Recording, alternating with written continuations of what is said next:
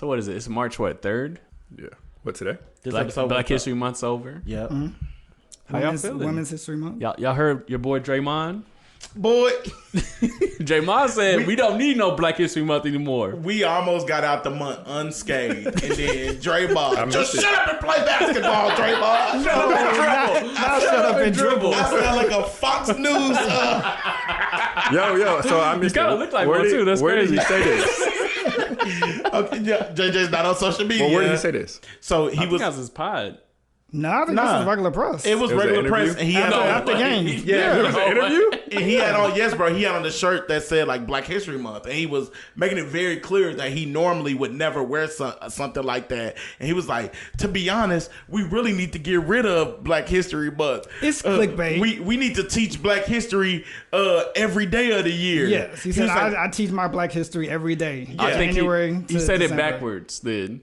He should say we need to expound it for a year. Right, Black and History. Not But get that's rid not of it. Draymond talk. And Draymond is also black.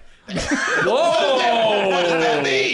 Like black Can as in we- the can we- ethnicity. Fool. Do we need to? No, I'm saying like he's this black. is why. That's why we only got 28 days What left. I'm saying is he's black, so he's teaching his kids Black History Month 365. Everybody ain't doing that. Well, yes, Okay. we So understand. yeah, he can say he can expand it. Now y'all ain't trying to get me. We almost got JJ out of here. Almost got him. Yeah, Almost y'all got trying him. to get me. No. Next time. But I'm saying he can teach his kids. So that's that But comment. we get that, bro. Gosh dang. But can't we not just have the 28? I mean, I'm all for it. Yes, You it rather should be 28 taught. than 365? No, it should be taught 365. But to go and say we need to get rid of You it didn't after listen to we Tom fought, Joyner. You didn't get the little Black History factor today. After Right. we fought so hard to get these 28 days, Draymond want us to give them back? Nah, bro. We gonna have our month. Everybody else got a month. We in Witness History Month right now. So, Period. start the pod, bro.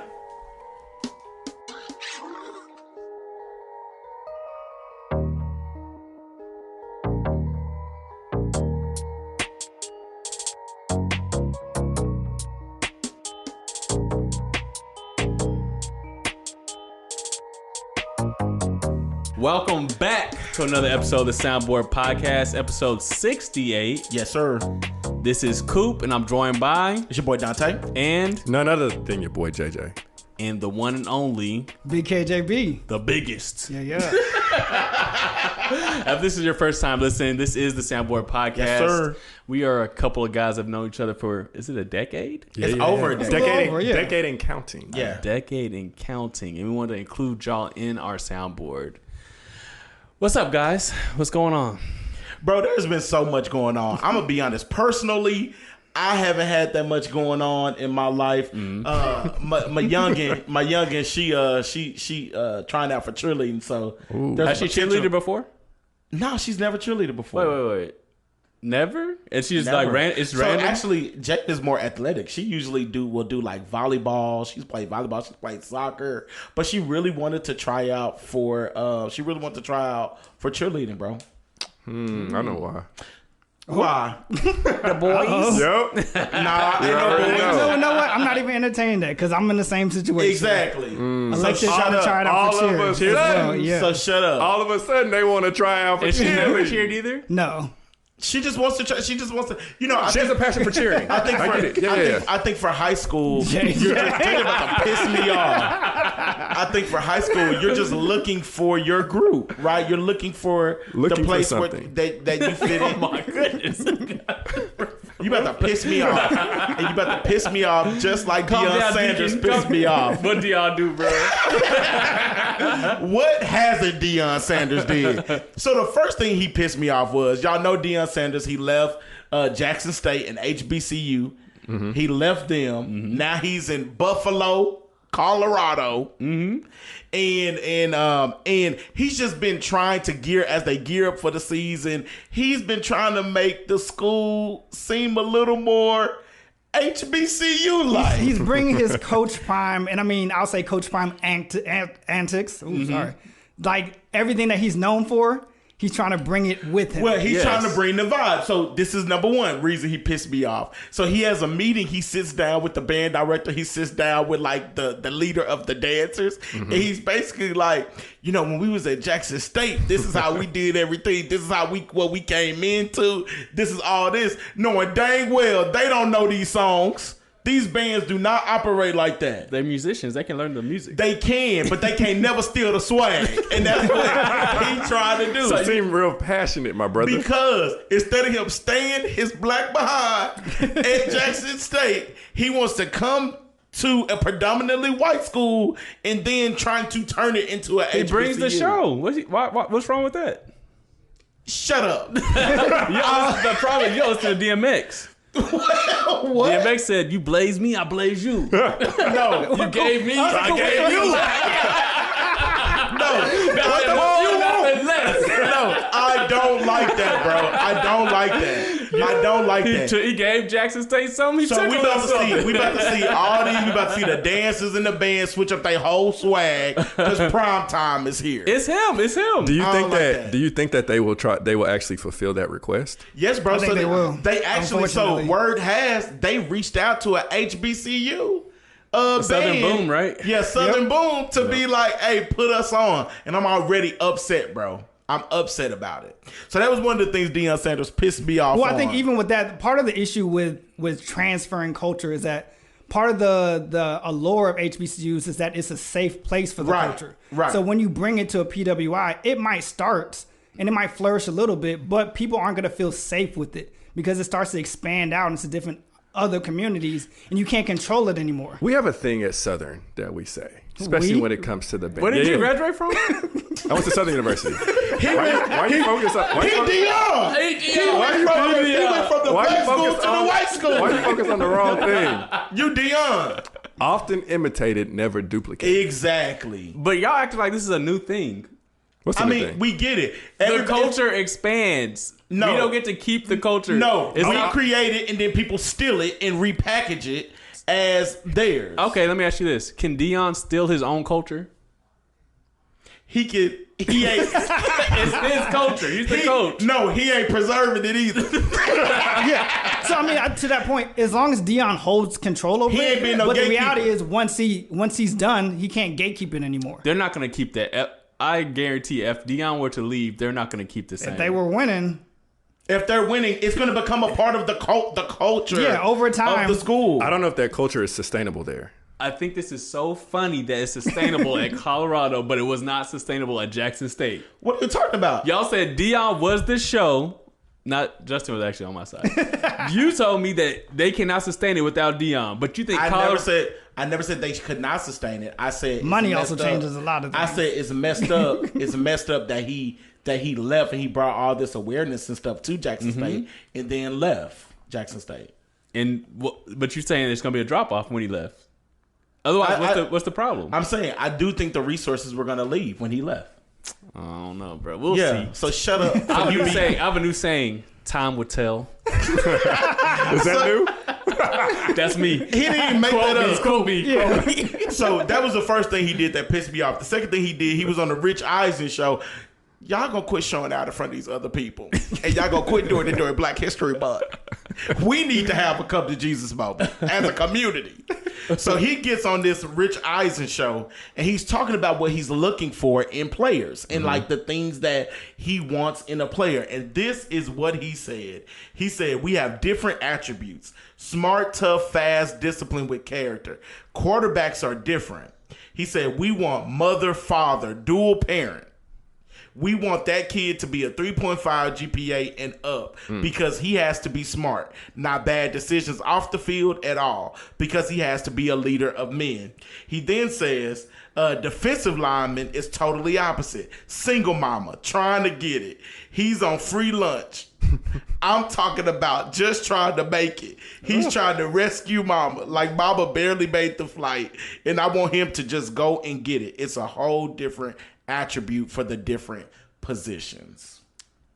So what's the problem? The problem is when you make blanketed statements like that. You're saying like even when he talked about the dual parent household, he said because people from dual parent households make better decisions. That's essentially what he said. You're saying he's eliminating. Yeah, you can't say just because somebody comes from a single parent home that they don't make good decisions, because essentially that's what he's alluding to. And your son is a quarterback, and Negro, you on your second marriage. My boy Coop feel different. I don't care about what Coop got to say. I think statistics will show. What, Coop? Tell me about stability is what he's looking for in his quarterback.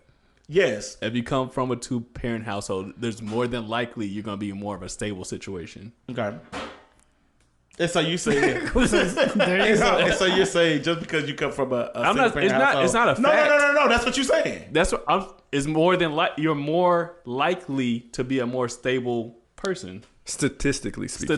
Fox News Not over that, here. not that you can't. Not that if you're you coming can. from a single- Anything can happen. Yeah, but I think Dante's issue though is that he's making it a blanket statement. He's like making that. a blanket statement, like as in, just because you come from a single parent household, you are gonna be angry, or you're gonna want to get it, or you're gonna make bad decisions. It's people that come from dual parent households that be out here doing all kinds of stuff. So you essentially have an issue with his criteria.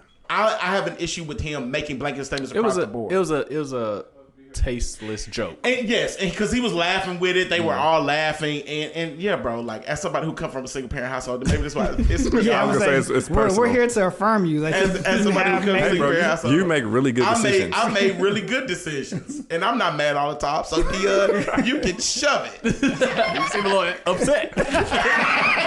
But did y'all play? Or did y'all ever play football? I don't know if y'all, When I was younger, but what did Yeah, they say? I'm an athlete. What do they say about defensive players though? What do they say? What do they say? You play athlete. football, right? Defensive players are aggressive. They say want- I need somebody that's a killer. yeah. Yeah. Somebody that's aggressive. looking. That's a headhunter. That's looking for heads. That's what he said. They used to say those are the psychos. They say stuff like that. So it's like it's the same. It's like stereotyping them. It is. So we know it to be true. It's just unfortunate, of course, during Black History Month to hear about stereotypical targeted recruiting. My gosh, right. Like that's what it is. So the same joke that Deion makes. He didn't say nothing about black. Okay,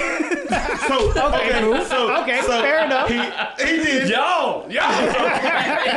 So do y'all think now Deion says that everybody want to laugh? If a white coach said the same thing, it all hell would break loose. Did he say anything about the color of the player? He did, but we don't. I do think that. I think that plays a big role in it. It was a It does. Like I said, because that exposes a level of targeting that people do And outside of sports. This speaks to y'all's bias. Y'all interpreted Deion Sanders as only affecting the black community. You pictured a black person when he was talking. But he's talking about situational. He's not talking about race. He still pissed me off. So that's my update. Deion. He's no longer a gatekeeper. Take him off the pedestal. Knock him off. Yeah, it always when people start to build themselves up on the pedestal and then they just have to say something. Yeah, It wasn't tactful. it was not wasn't tactful. Tactful. That's what What it was. It wasn't tactful. But he's not a tactful individual. That's Deion. Prime time. He's gonna be prime, and he has prime time now. So he's like, you're going to see more of that. They should have never put some of y'all in front of that camera. Hey, Everybody got a camera now. It's amazing how much pushback he's getting now that he left the HBCU though. You don't think he was getting it before? No, I mean it was only the one where he's like, I am the HBCU. Yeah. Yeah, I think he has more notoriety now. I think we knew about it more so in the HBCU community. Now he's transitioned into a more prominent and he's transitioned to a more prominent role now. y'all know how this go. What y'all mamas tell y'all when y'all came up? What happened in this house? Stay in this house. When you start bringing this drama out to the neighborhood, it's a problem. Deion, in our house, we can talk like that. You getting over here shucking and jiving on the Eisen show. That's a problem for me. Okay. And that's all I gotta say. I'm done. Drop the mics. I'm done with the episode. Dang. That's all you All got. right. In lighter news and more celebratory news. It better be light too. Whoa. I might have to step back to my 2-parent house. Justin is from a two-parent household. He made plenty mistakes. Who was right there with me? Dontae. Bad influence. Bad. Oh, because I'm from a single-parent household. I influenced him. Wow. Finish your little statement, Justin. Not little, but I do have an announcement to make. Correction. I wish we had drum roll. We should have. Drum roll? I need a little bit more. That's a rim shot. Yeah. That's a flat line. Yeah. So earlier in February, I got the opportunity to do a celebration. Okay. And the celebration is a little bit it's personal, but I think it's time to share it with everybody else. What was the What was celebration? it? Because I don't know. I don't know either. So on February 22nd, myself and my wife got to celebrate our 1 year anniversary. Oh, hold on. Make sure. You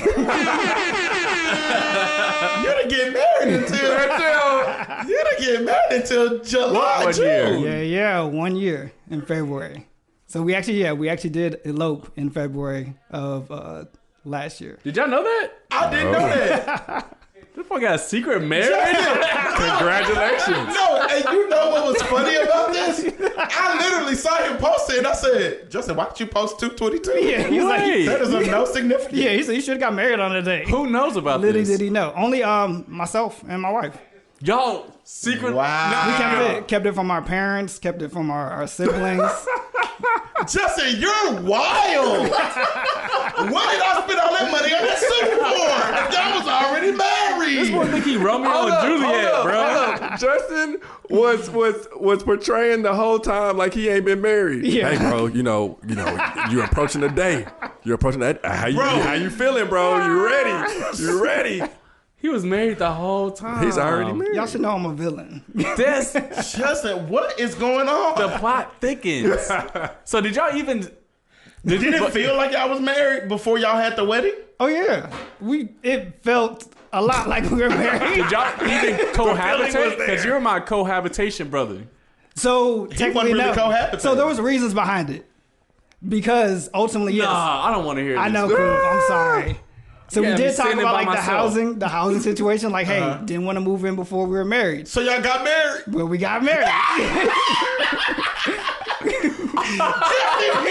Justin does make good decisions. Wow. It's because he's from a two-parent household. So what prompted you to reveal it now? So we celebrated a year. So it was like, okay, at this point, we don't want to come up into June and y'all like celebration. And we're Yeah, like, because hey. I was about to be like, hey, it's about to be a lit summer. And then I think I'm it brings a good conversation as far as like understanding. Like we didn't even tell our parents type thing. It's one of those things when it came down to marriage, especially like in the premarital stage. We wanted this to be us. Like it's us between us and God type thing. We don't want to have any level of like outside influence. This whole time we thought it was us yeah. and God. So wait, y'all legit went to the courthouse and got married. So we took our engagement photos and Pastor Robert married us after we took our photos. So he knew. Yeah. But I mean, technically, yes. Yeah. He knew. My mind is blown. Me too. I can't even trust you anymore. Yeah, What are you who is talking this about? guy? Justin, So you want to know the real problem though? What? Who the What? real problem is? Your parents? No. Your wife? JJ is the one who actually kicked us off. Me? Yes. What you mean? Because we were having a conversation because I had announced my groomsman and my best man back in November. Y'all got engaged in December. We had a conversation in like early January, and JJ was like, "Man, like I appreciate the honor as being the best man." And he was like, "Hey, like I got to work on this speech." And he's like, "But I always thought I was going to be the first one to do the speech." But he was like, "Dontae's technically getting married first," and I ain't like that. you are a villain. You are feeling, bro. So it's my fault. It's really JJ's fault. He should have known not to tell me that. Oh my! So he won. This whole time you thought you was first. No, I was first. No, you weren't. First or what? That's wild. My mind is blown, bro. I don't like you. What are you talking about? And forget your little anniversary.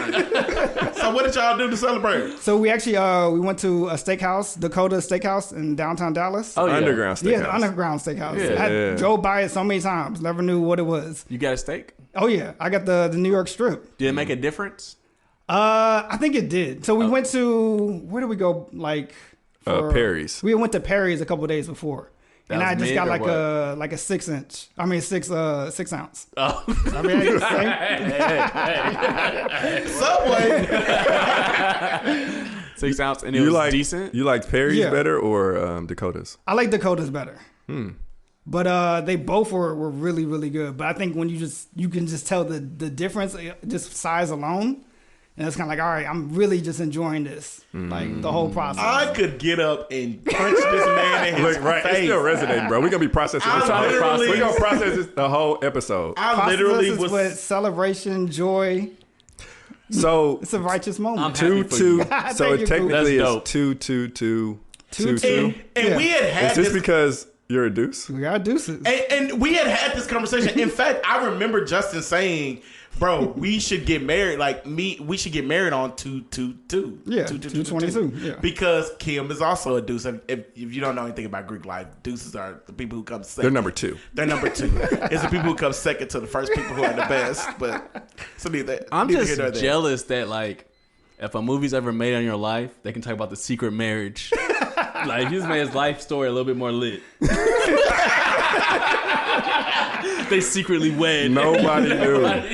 Well, technically, don't you get married when you get the marriage certificate? Yeah, we did all of that. No, I'm saying like No. So tell you, I got married before too. What? No, we did all of that same day. You didn't do it before February? Justin pisses me off. You know, and he's always been gunning for my spot. No, you got Always, he's always been gunning He for was my spot. engaged. He was engaged first. Anyway, Congratulations, my brother. congrats, bro. Appreciate Congrats that. on 1 year. I can't wait to celebrate with y'all. Oh, dang, that is coming up. That is. It's March now. It's coming up in May. You got what? 2 months? Is it 2 months or? It is 2 months. In fact, I could give you. It is exactly 78 days and 15 hours. You have and a 11 counter for minutes. everything on his phone. It's really weird. No, it's not. Is that my weird trait? One of Yeah, them. you're weird, bro. No, it's only because I things that matter. I feel like I always want like a countdown to it. Oh yes, I put 222 in there. Nah, forget that. I'm so pissed off. Anyway, move on. I wanted to run something by y'all that one of our listeners, Loso, had posted on his IG. And it was a tweet, and it said, "Why is our generation so unhappy?" And here's some of the responses. "We cannot afford the life our parents lived. Our planet is dying. The standard of leadership has really dropped. Our society is morally decaying. Sheesh. Our kids have very little to enjoy from communal life. We know it's not getting better. Social media." I agree with that to a certain extent. So my question is, do you think that our generation is less happy than previous generations? I do. I think that we have more, but we are less happy. But what was run me back the first point? We cannot afford to live the life our parents lived. I think that is untrue. I do too. We cannot afford to live the life our parents lived. Yeah. Yeah, I think we could afford a better life. We can afford a better life, but for most of us, I think we are living outside of our means, bro. When I think about like what my mom, what we lived off of, bro, my mama legit was living. We was living off like $40,000, 2 kids, apartment. Now we got some, you know, what I'm saying, Apartment? We have little government cheese. But my point is, we lived within our means. This should have been on D-line. We lived within our means because that's what we had to do. I was having this conversation with Olivia's parents because it was for them, you know, and they still lived on like they lived minimally. So our parents look at us and they like, y'all making all this money, but y'all always talking about y'all broke or y'all can't help. And it's because for a lot of us, we start making money, we start living outside our means. So you ain't trying to go get no little spot in the hood. But how does that affect your happiness?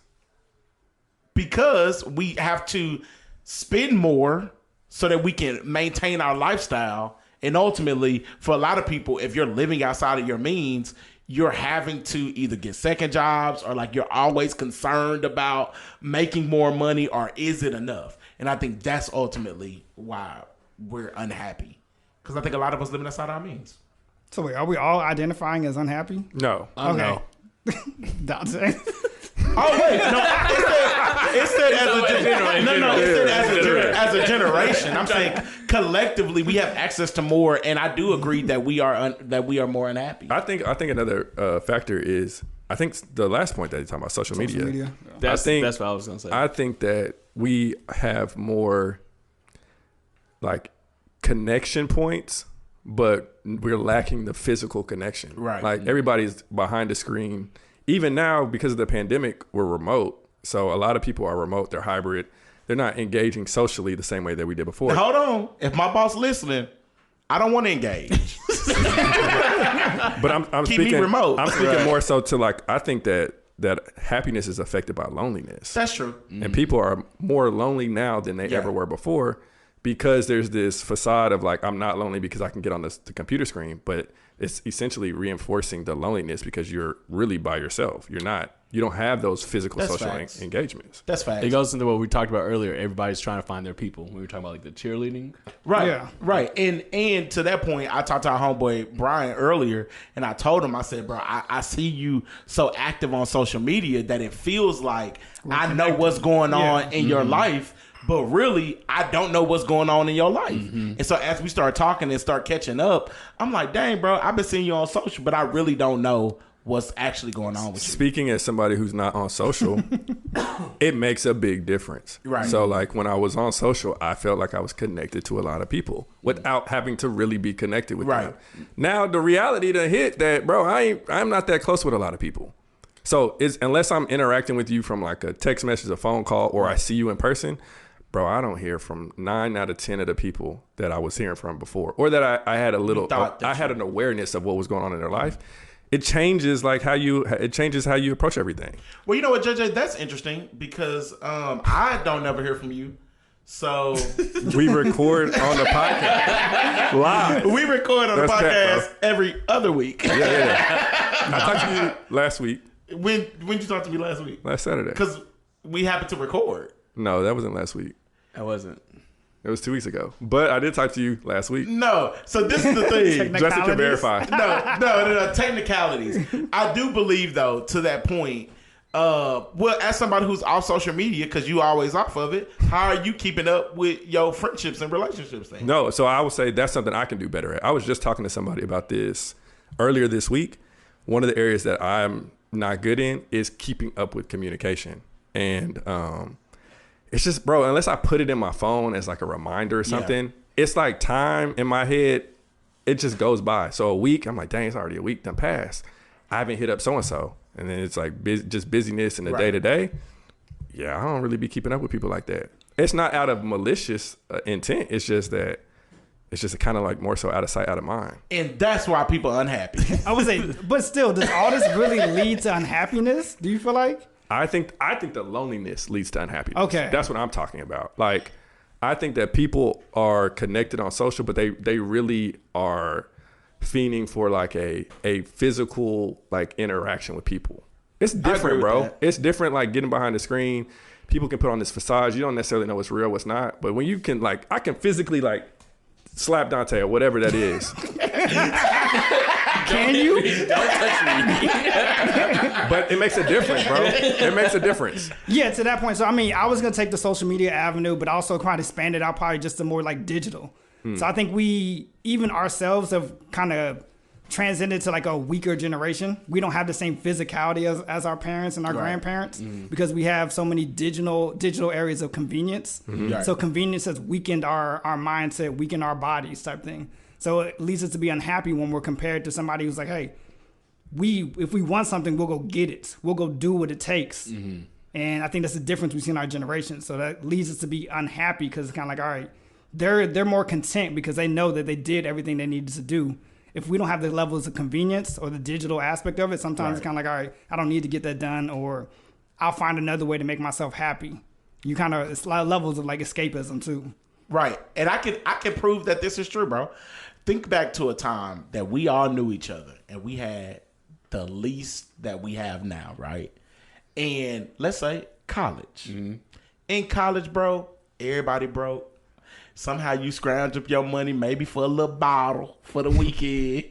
But everybody is like broke and depending on each other. The biggest thing that you have is connection with your friends, because all of your friends, for the most part, are living in the same either neighborhood or vicinity or like apartment complex. And so you're literally the happy and you have the least amount. Whereas now we have more, but we may not be as happy because we don't see each other as much, or because we're trying to keep up, or we have like multiple jobs or multiple responsibilities. And so I think ultimately as a generation, we're taught that we gotta, look a certain type of way, have these type of things in order to maintain that lifestyle. You gotta go out here and grind. I will say, I don't think that our generation is less happy than previous generation. There was a whole genre of music that was huge back in the day. Maybe you heard of it.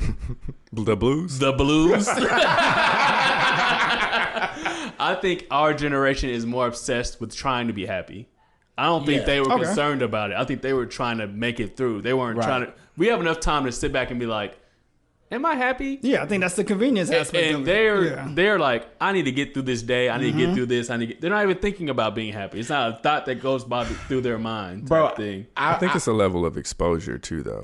And I'll say that back to social media. Yeah, so I think social media or digital world expands the horizons. Right, so like back in the day, you were limited to what you read in the newspaper, maybe what you saw on television, and then what's in your community, and then maybe your work life. Now we have access to everything. Stuff going on around the world. And then the agenda of capitalism, bro, is just pushing like more. And so if an individual doesn't have a secure foundation, they're always wanting more. That leads to unhappiness because you'll never be fulfilled. And so it's comparison. And this is why I think we may be okay, but I fear for like Jaden's generation. Oh yeah, next generation. Because the generation under us, bro, that's all they see is like social media. Like that is what is real world for them. In fact, I was talking to Jaden and she said, we were just talking about this idea that like everybody just feels like life is going to work out for them. Like they're just, all of them are going to be YouTubers or all of them are going to be like influencers. And I'm like, Jay, some of y'all not going to make it. I'm like, Jay, everybody can't make it, baby. If everybody influencing, who's buying? You know what I'm saying? And to her, she was like, dang, that's kind of true. I'm like, everybody can't make it in that realm. And it was like a light bulb went off for her. And so I think her generation is going to really be dealing with just what happens when life just don't go like you thought it would, thought it should, or that you've seen it go for other people on quote unquote social media. Just do drugs. And we probably will see an uptake in that as well. We probably will see an uptake in that as well. I was going to say, bro, like on that same tip, I had to have a real heart-to-heart conversation with a student today because on that same topic, like we were talking about a hardship that they're experiencing and they just kept saying like, oh, it'll work out. It'll be okay. And I was like, hey, I'm going to give it to you real. Like, it's not going to just be okay. Right. Like, unless you take proactive steps, it's not going to be okay. It's not just going to happen. It's not just hope. I can tell you that right now. But in their head, it was just like, things will work out. It's not, baby. Like the situation you in right now, you're in this because it's not working out. Right. It's not going to work out. Right. They do think it's like, I'm gonna be walking one day and somebody's gonna offer me a job or offer me $1 million. I'm like, bro, life don't work like that. It may work like that for some people, but it don't work like that for everybody. And so I think that was a great article to bring up just because, are we unhappy? Not necessarily. We're aware of our unhappiness. I'll say that. That would be my take. And I think, last statement, I think we are getting the things that we thought would make us happy and realizing that it's really the simple things that make us happy. Sometimes you got to give people what they want. I like some of the materials as well. I didn't say all of it. I said some of it. But like you said, the first one, living like our parents, we don't want to live like our parents. Like a lot of our parents had less. Little house, 1-car garage. I don't want a regular house. I need a 2-story house. I need a 3-car garage. Modern century. Yeah. The problem is everybody chasing happiness. Happiness is fleeting. You should be after joy. Is that you? That's your quote? He thought he ate. That's me. That man thought he ate. He thought he ate. Stupid. But yeah, I mean, speaking of happiness and the pursuit of happiness, this wasn't necessarily directly a pursuit of happiness, but I did come to the realization that it is time for me to pursue counseling again. Welcome. I've listened back to a couple episodes. Toxic. I know I'm the self-titled villain, but I know it can have effects on other people. I apologize, Dante. You want to be Brent Fayez so bad. So within this counseling journey, it's been interesting. Like even just the process of trying to find a counselor. Right. Like no one really kind of gives you the heads up, but like you really have to like go out and like date and pursue a counselor. You have to try different ones. Yeah.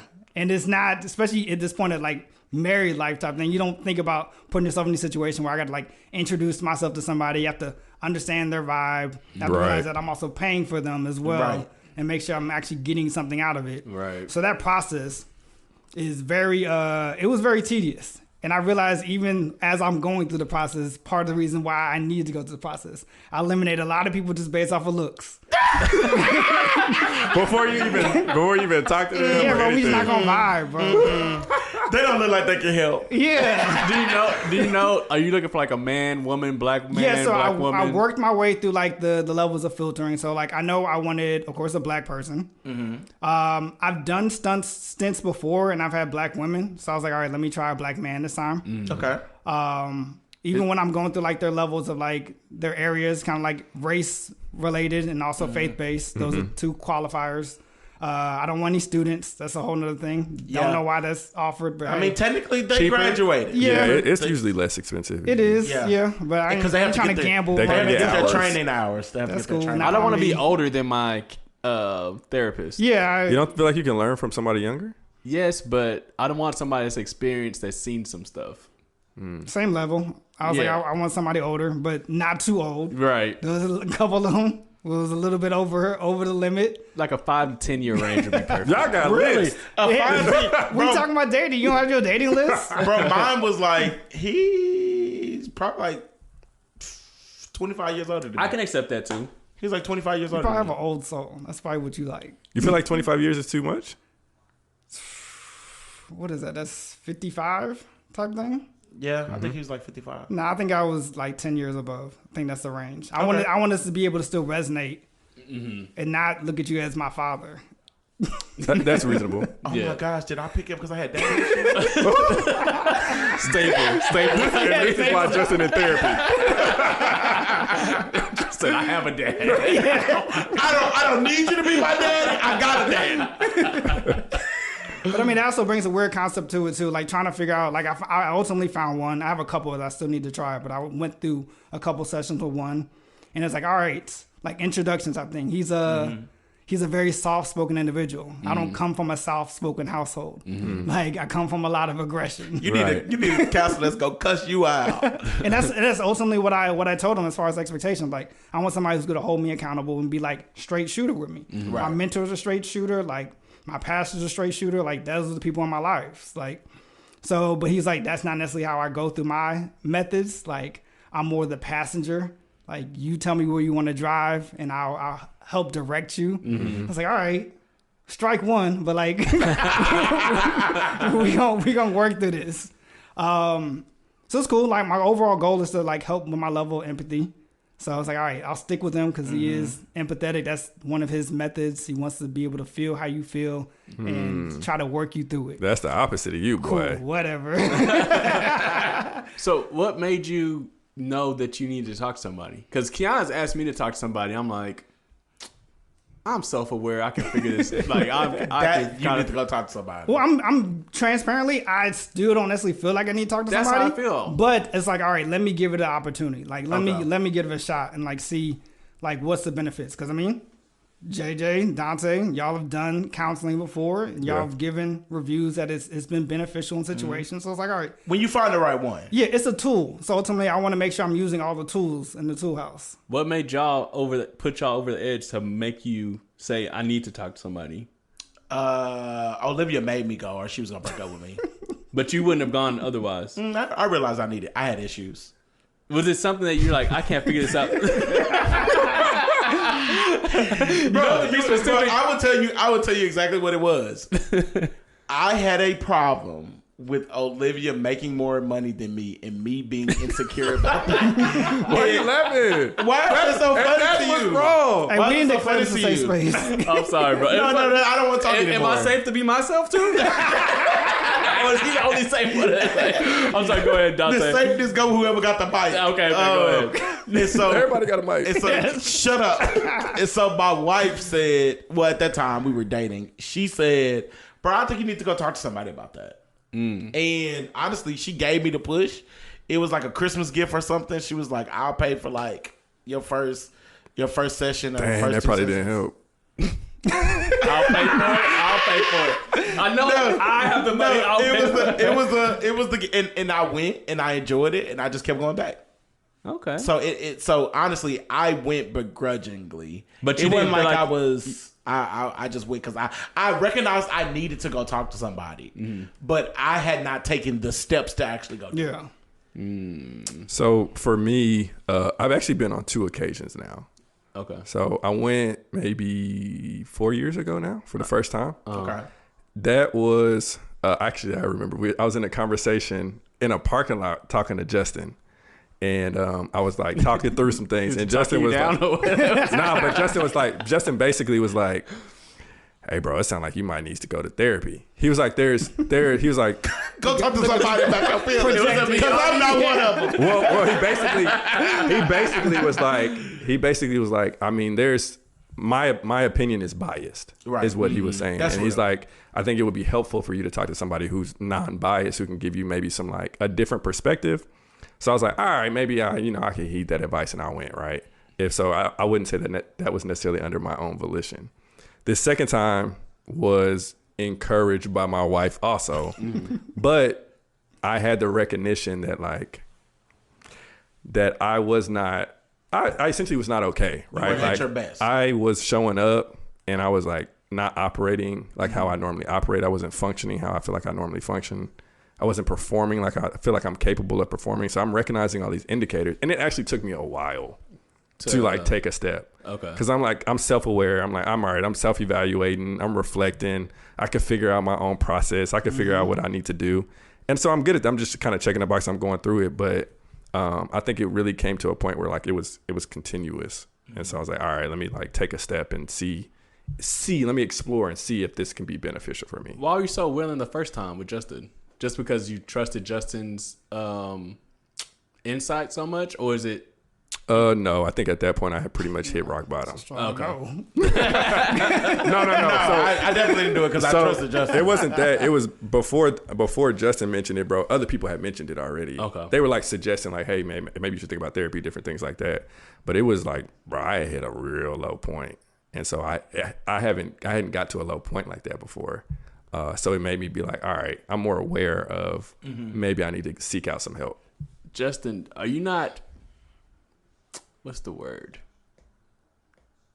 Are you not cautious? Like, are you not? You have no type of hesitancy of what a therapist can change in you? Not yet.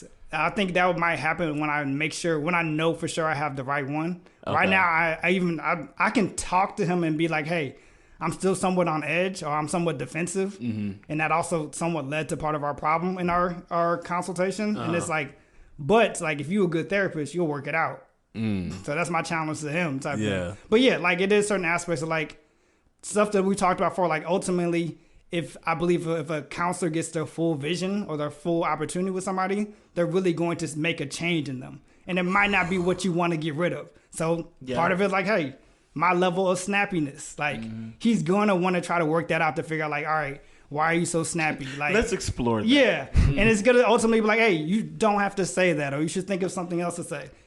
But I feel like that is the best thing to say. Yeah. And that is 100% me. Yeah, you need to go to Is that what you are hesitant about? I'm afraid of letting somebody into my mentality and them changing it, and I don't have a I'm not who I want to be anymore. Yeah. Or who I think I want to be, or who I think I am. You know But what if talking through the process helps you to figure out that you don't want to be that person no more, or that that's not the best person for like your family or your loved ones and all that. That's the best. That's ultimately what he put it to me, because he asked me ultimately like how I feel about myself. I feel great. Like, I'm the best version of myself. But he's like, how do you affect other people? Oh. They might not agree. Oh my but gosh.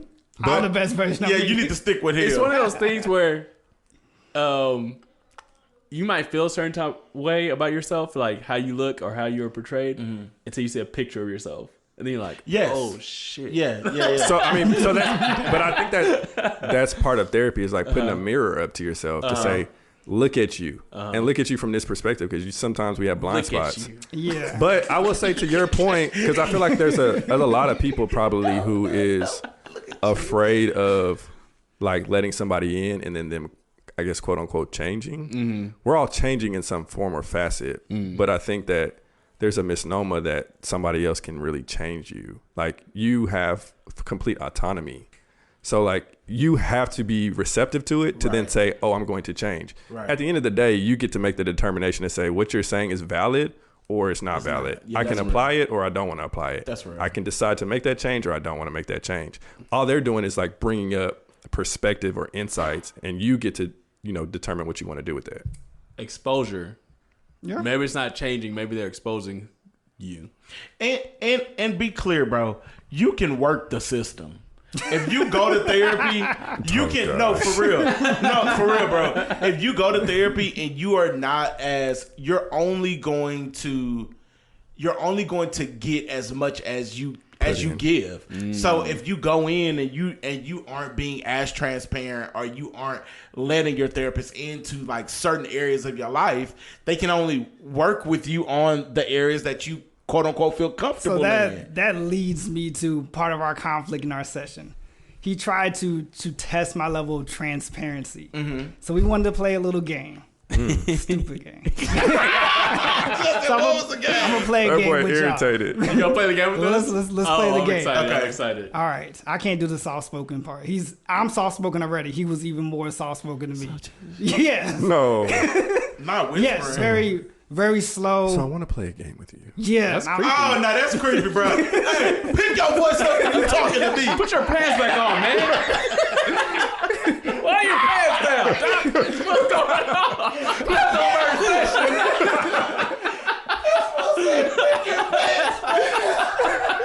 I did not come here for all that. I came here for therapy and that's it. Okay. Shut up. Y'all can't take nothing It serious. wasn't that type of game, Coop. Oh no. This is virtual. Even worse. I'm hanging up. So the game has to do with word repetition. Okay. So I'm gonna give you a word, and you're gonna say it 5 times. Each time you say it, you're gonna clap. Okay. Okay. Sorry for the listeners. We'll try to bring the claps down. Hopefully, it's not in your ears too much.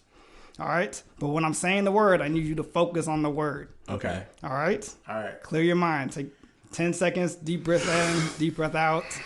Clear Clap your one minds. time after the word. Every time you say the word, we're gonna say it 5 times. So you're gonna clap 5 times. When you say the word, you're gonna clap at the same time. Okay. All right. But I need you to focus. And listeners, we need you to do this. Yes, yes. Yes. Unless you're driving. Okay. The word is white. All right. Okay. WHITE. You have to Thank say you. it, You have to fool. say the word. fool. He said all white. No, Yeah, but you need to say you it have too. to say it. Okay. All right. I'll so say we're it gonna, with you. Yes. So we're gonna say it 5 times. You ready? Okay. All right. White. White. I need y'all to clap together. White. White. White. White. White. White. White. White. What does a cow drink? Milk. Milk. Does a cow drink? No, Water. water. What does a cow drink? Water. A cow drinks water, Dontae. You idiot! But What kind of mind game is this? But I want you to realize in that moment, you were listening, you were focused in. So that's why you said milk. You know milk is not the right answer. I know you're smarter than that. But You were led to believe. Be leery with this guy. Yeah, he's trying to break me apart. This fool Justin, if he got a teacup, that fool gonna be sitting there looking to the teacup. Okay, hold on. So we're gonna do another one. Okay, yeah, right. yeah, hit me. But because I know y'all are smart, I don't want you to try to fight this. Okay. Oh no. Okay. Okay, so I want Pants you off. to be. Pants off. I want you to be relaxed. I want you to Okay. think of something Okay, like, think of food. Think of like, it's Thanksgiving, Vegan like, or food you want house. like a roast, like it's a really good roast. It's been roasting all over, like Mushrooms. Yeah, roasted. Put your favorite vegetables in there. Gravy. Yeah, you can get the vegetables only, but yeah, it's been marinating. It's been cooking for like 12 hours. So just focus on that. So the word is gonna be roast. Okay. All right. So when I say roast, I want you to clap and say it 5 times. Okay. Okay. Roast. Roast. Roast. Roast. Roast. Roast. Roast. Roast. Roast. Roast. What do you put in a toaster? Toast. Bread. Bread. Now, JJ and Coop, y'all hesitated a little bit. Why is that? Because we had to think. Why did you think? Why I didn't you didn't just wanna say ex- what was natural? I didn't I want didn't to. trust. I like to think before I speak. But that wasn't part of the exercise. You're right. I just wanted you to react. Well, I don't know. Well, when you react, you're wrong. I sure was about to say toast. I was too. So yeah, we'll try one more time. But this time I want you to be focused. I don't want you to Okay. pause and respond. I Okay. want you just to react. Instantly. Yes. Okay. All right. So the word is top. Top. All right. Love that. Yeah. Yeah. Think about how you want to think about it. All right. Top. Oh, wait. I'm too All anxious. right. Top. Top. Top. Top. Top. Top. Top. Top. Top. Top. What do you do at a green light? Stop. Go. Oh. I'm trying to run. So yeah, so that was the exercise. It was about like reaction and response. At the green light, You go. Do I stop because I'm afraid to go? Do I have fear Are you issues? fighting your natural inclination? He broke my mind. That's not bad. I don't. My therapist didn't play no games like Yeah. that. Low-key, Y'all think about it now. I was pissed. Really? Well, Justin don't like stuff like that because Justin like, but what this got to do with? Yeah. Why are you trying to trick me? I can obviously win this game. So Justin, this is why I think you need to find a therapist that's not gonna let you run the session. Yeah. Like my therapist didn't let me run the session. In fact, I would go. Sometimes I would look forward to it, but a lot of the times I would be like, because he would give me homework and stuff. I would be like, oh, bro, I don't want to go to this session. Just because I knew it was going to be a level of accountability. Right. And he was going to be like, but no, this is what we discussed that you needed to work on. Right. So, like, why did you not work on it? And then, because you didn't work on it, here's who's going to be impacted and how it's going to be impacted. Yeah. So, I think you just have to find the therapist. Give me your therapist number. Yeah, I think that. You like that? You like that game? I think that like that's the importance of shopping around because there's a lot of different approaches and strategies to therapy. I've never had a therapist do something like play a game like that. But it may work for a lot of people. Yeah, I don't know. And I think it's you have to figure out what type of therapist you want. For some therapists, their whole goal is some people don't feel like they're heard, and so their therapist's whole goal is just to shut up and let you listen. talk Yeah. listen. That don't necessarily work for me. I got y'all. I got people to listen to me. Right. I got my wife to listen to me. I need somebody who's going to hear me, but then also like challenge me. Yeah, I need a challenger to work on these areas. So I don't need somebody that's gonna just kind of let me just go do whatever. Yeah. So how do you feel about the counseling sessions so far? Take that out of it. I was fine with it because it was very much so he was listening, and as the session progressed, I was trying to work through like, all right, don't try to like explain things in a targeted manner. Like I can convey my way. Right. But it's like, all right, let me try to take a step back and allow him to give some level of rebuttal. My thing is I don't necessarily want to drive in these sessions. I would rather him like, hey, this is kind of where we need to focus on and just pick. Because if I drive, I'm going to drive the way that I want to drive. Right. But I think the game, that type of stuff, helps me realize that, like, all right, you know that you're trying to drive this thing and you're ruining the game. Because that's ultimately what happened. Like for the second time, like, no, I'm going to get it right. Right. You're not about to play me on my own dime. Yeah. So he addressed that as far as like reaction and response. You and have like control ultimately, issues. per se. People just don't know how to control their own situations. I do. Justin, just pay me. I've been friends with you a long time. I can tell you all the things wrong with you. Sure. But I will say this: I think therapy is good for anybody because you can have a level of transparency that sometimes we don't even have with each other. Yeah. And I think that is the benefit of going, like, finding you a counselor, because you legit can go in there and just talk through, like, if you find the right one, talk through some deep issues and some deep hurts that you have. And a good one will take you on the journey, and they'll make you see that these are areas that you need to work on. I think also, like, having a realistic expectation of of how you approach therapy. Because whenever I approach therapy, I was thinking, like, when I go to this therapy session, basically this therapist is going to help fix or find a solution for the issue that I have, right? And I had to come to realize that to Dontae's point, I'm only going to get out what I'm willing to give or what I'm willing to put in. Like, the person the therapist on the other end doesn't have a magic wand to say, like, these are your issues and this is what you need to do. And like that, you're basically improved from the position that you were in before that. Yeah. A lot of that is, like, I recognize, because the way, at least my therapist style was, like, so tell me about, like, what's been going on or how you've been doing, right? So I have to divulge information. I have to be transparent. I have to be willing to put myself out there to say, like, this is the things that I'm navigating, and then we work through those. Right. And then the following session, if I didn't, like, complete an assignment or if I didn't have a level of reflection, there was no progress. It all depends on, like, how much you're willing to do in the session. Like, you still have to be the driver to a certain extent, you know? Nah, I wanted them aha moments. Like, all right, oh dang, all right, we ain't gotta meet no more. I Like, do that. Well, Justin, I think you're gonna have to go into it with a open mind. We'll see. We'll see what happens. You gonna give us a progress report or what? Yeah, I'll Okay. keep y'all But shout out updated. to you for going to Yeah, therapy, though, bro. I love the fact that you took that step. And shout out to you for getting Coop to think about it. Yes. Yeah. Coop have to be with your Milk. therapist. I'm gonna win the game though, because I know the trick.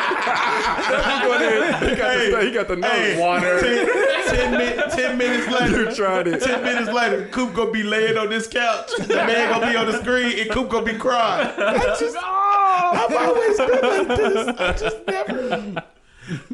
No, that's good, bro. I think one of the things that where we as men need to go to therapy is because this whole idea of just masculinity. And there's always this talk, like we see other podcasts talk about it. Everybody has an opinion about men's masculinity. Everybody got an opinion about everything. Everybody got an opinion about everything. And so this week we saw a couple of things where I say there was masculinity and people was taking shots at it, bro. A couple of different ones. Now I want to peel them off one by one because I think we need to talk about them. Number one, Michael B. Jordan and Jonathan Majors. We know that Creed is coming out. Creed Can't 3. wait to see it. Creed 3. I can't wait to see it. I'm going to go sit And down. Michael B. It's out by the Jordan, time you listen to is Yeah. directing it. He's directing it as well. And so they did a photo shoot and for the New York Times, I believe, and it's black and white photos. But they're in what some would see in the black community as weird, intimate poses. Like there's pictures of them where their heads are right next to each other. There's one where Michael B. Jordan is sitting down, and Jonathan Majors has his hands around like his shoulders, and like just kind of like in an embrace, like the MLK statue. with just Coretta. with the arms, but no hands. Pissing me off. But yes, and so that goes on Twitter, and of course the black people see it on Twitter and they run with it. What is this? This is no men should be this close together. There's something weird about this. And it was almost like, dang, I think we don't see black men in these vulnerable kind of positions often. And so when we do see it, it's weird. Like, so it started this whole debate about like just men embracing each other and like even just hugging and stuff like that. And so that was one of the things. But then it can be something as serious as that. And then something on the total other hand, apparently men can't smoke hookah. Apparently if you smoke hookah, you're a hookah hottie. And so we saw people talking about Michael B. Jordan, but then we also saw people, DJ Envy from the Breakfast Club is smoking. It was a photo of him where he was in the club and he was smoking hookah, and it came out, and Charlamagne the God was giving him a hard time because he was saying men should not be in the club blowing hookah. We were just talking about hookah too. We were just talking about hookah too. And it was just funny that people were just also now talking about something that is just a general thing, but apparently men can't do that. And we always hear these stories about men can't do this. Men can't embrace. Men can't smoke hookah. Men can't do this. Men can't do that.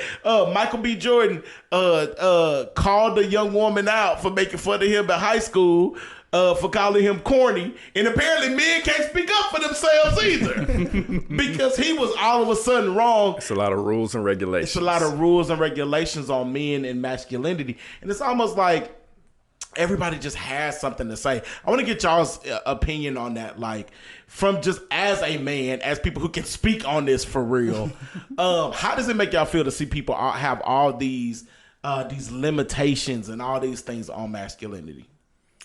I mean, I think it just goes to show like people's limited, I don't know if the word's exposure or capacity to think, maybe. Like, masculinity can be is so many different things. It's layered. I think it's very layered definition on masculinity. So I think this shows people's limited range of thought. I want to ask y'all something because y'all come from 2-parent households. Because it also was raised up a while back because there was a dad who kissed his son, grown man, and kissed him on the cheek. Did y'all dads do that to y'all? Wasn't it like Tom Brady who kissed his kids? He kissed his son on the mouth. Yeah, on the mouth. I think it was like Will Smith that kissed him. Yeah, my dad would kiss me like on my like forehead and stuff like that. No, my dad didn't. Nah, not in this immigrant household. That's a little different. Nah. My pops never really did that. Like, even like I think occasionally we would maybe embrace for like a hug, but for the most part, it wasn't that type of affection shown. I just think that is so. That's probably why it took you so long to say I love you. Though. I mean, so he would articulate that, like he would tell me he loves me, but it wasn't like touch wasn't one of the ways that he showed. Affection. Nah, like affection wasn't. Which even sounds weird saying that out loud. I mean, yeah. So I think we have to break it down for ourselves and understand like. As we've grown, we've been more accepting to it, but a lot of us emulate our fathers to a certain degree, and if they didn't have a good concept of it, then it's harder for us. Okay. So it is a level of kind of decluttering, especially since we kind of grew up on the edge of social media. So things that we thought could have been like masculine, you see it on TV, and it's like, oh, it's not masculine anymore.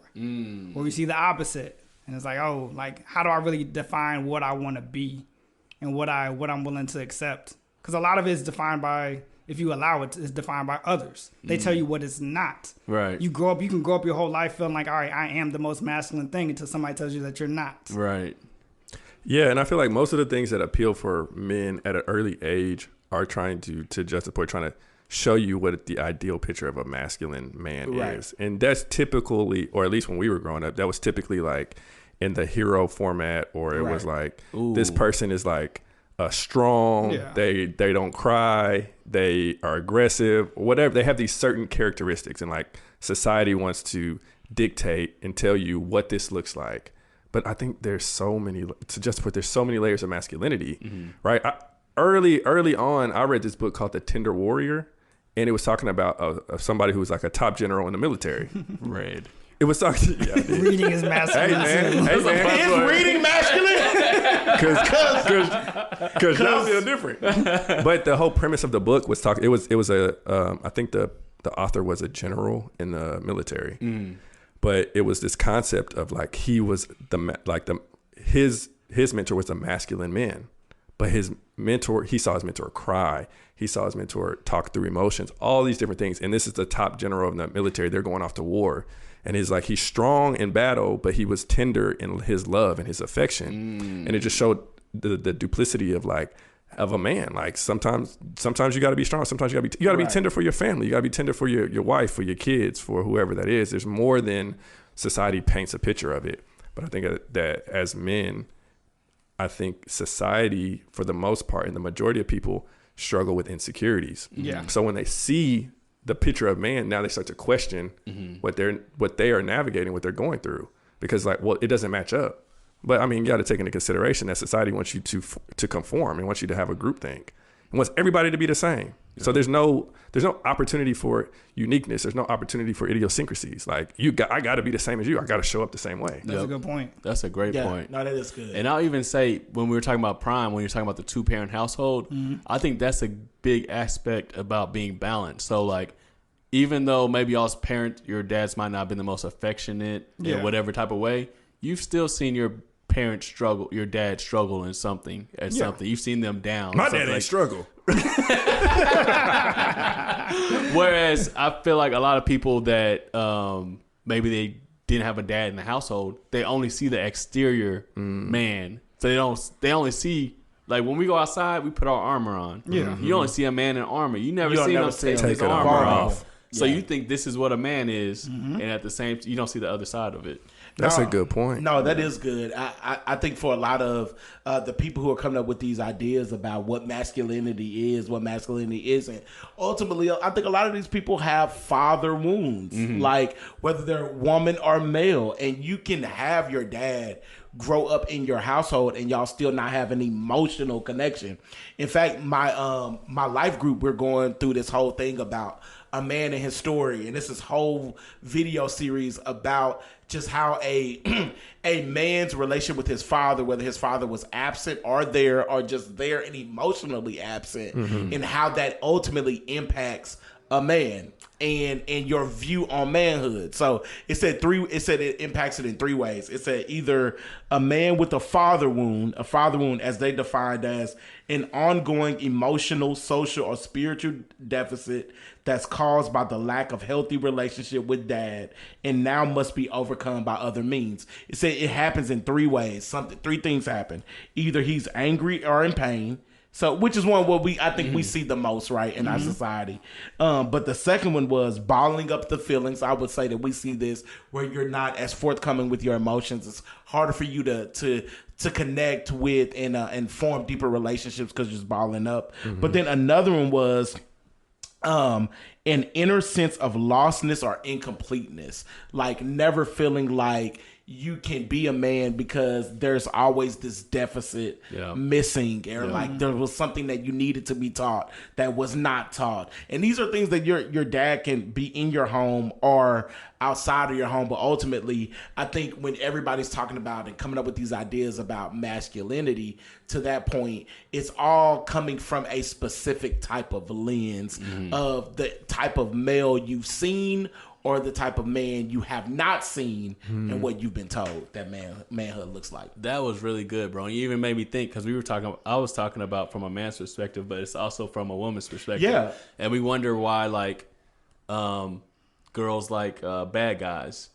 Right. Because they show off as aggressive, tough, and that's their idea of what a man is, because maybe they didn't have a father in the household. That's what, bro, I'm saying it is a real thing, bro. Hey, and as we wild. were diving deeper into that,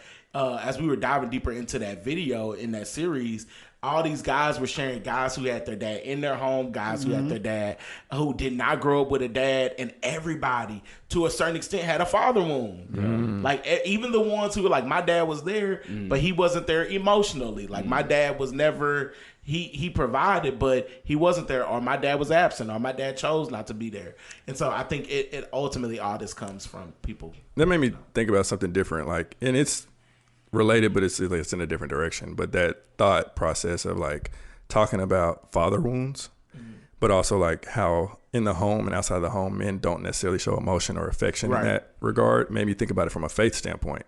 And I think that's why a lot of times as Christians or as believers, we have a hard time with the concept of love from God or from Jesus because of our perception of what our earthly fathers or lack of fathers show. And so then when it comes to like the faith movement and like what does it look like to receive this love from God? If I didn't receive the love from my father or from my father figure, how do I then receive this as a believer? How do I receive this in my faith? And I think that's where, just thinking about it from a faith standpoint, I think that's where sometimes people struggle with father issues or father wounds, and that can impact your ability to receive that in the faith as well.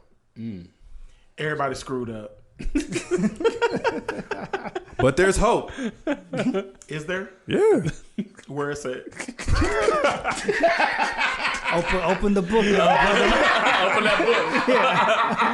Open that book. But I think that's it. I think you can't silo masculinity. Like there's layers to masculinity. You can't just throw out one definition and say this is masculinity. Right. It has to be all encompassing. That's what a lot of people try to do. They try to say this is what masculinity looks like, and your opinion's stupid. Is that masculine? Oh my God, it was a not. You being aggressive? But see, me taking my opinion back, that's beta. Because a man says what he says. What alpha man over here? He stands 10 toes on what he said. So I ain't taking nothing back At all. I heard it say a real man knows when he's wrong and can accept responsibility. You know who said that? Who said that? A Mitch. A beta man. You can't tell me because I'm masculine. And on that note, Is it time? it's time For the sound bite of the week. Here we go. I don't know why y'all keep making me read. We determined today. So technically, if you don't mess up some of the words of the quote, you're not a real man. Because men don't read. Fast. And with that being said, the best way to predict the future is to create it. You know who said that? Who? Abe Lincoln. Is he a real Your man? boy. Can men wear hats? He let your people go, bro. Not your people. What he say? What Abe say? Yeah, say it again, brother. The best way to predict the future is to create it. And as a man, Every man should have vision. You know what? You know what? I want to come back to this. I want to put a pin on this, but I want to come back to this. As a believer, do you create your future? He thought he ate. I did. That was deep, bro. That was deep. That was deep. That was vegan. Do you create it? Or is it already created? By the creator? Yes, sir. Food for thought. Hey, man. Y'all think on that. Yeah, chew on that. Chew on that. Yeah, chew on that for a little bit. That's a whole nother 30 minutes. Hey, we appreciate y'all tapping in. Hey, y'all, as always, no. Let me tell y'all something. Y'all said y'all want to see us, right? As you can see. Hold on, I'm just reminding y'all of what y'all said. Yeah. Y'all said y'all want to see us, right? Go subscribe to that YouTube. What's the YouTube called, Coop? The Soundboard Podcast. Soundboard podcast. Go subscribe to that The YouTube. Soundboard Podcast. Y'all want to see us? If the videos drop the week after, we drop the audio. We drop the audio. We drop the video. The video gives you a background. Give them the day. Wednesday. There you go. The next Wednesday. Audio one Wednesday. The next Wednesday is the video. We give y'all a peek into what we see and looking at each other as we record. So please go subscribe. Yeah, cool. We ain't got no pop. I ain't got no pop in my I got you. It's because I ain't clapping early. That's what it was. Go subscribe. I think we're at 25 subscribers right now. I need to see 50. 50. I think 50 is 250. doable. Double that. 250.